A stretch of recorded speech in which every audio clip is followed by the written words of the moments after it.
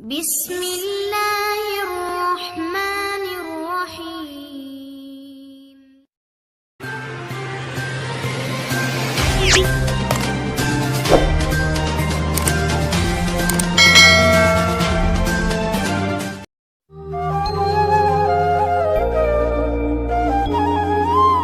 حضرت ابو شریح قصائی رضی اللہ تعالیٰ عنہ کہتے ہیں کہ نبی اکرم صلی اللہ علیہ وآلہ وسلم نے فرمایا، جو شخص اللہ اور آخرت کے دن پر ایمان رکھتا ہو وہ اپنے مہمان کی عزت و تکریم کرے، اور یہ واجبی مہمان نوازی ایک دن اور ایک رات کی ہے۔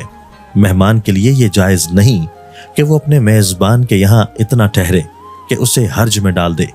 مہمانداری ضیافت 3 دن تک ہے، اور 3 دن کے بعد میزبان جو اس پر خرچ کرے گا وہ صدقہ ہوگا۔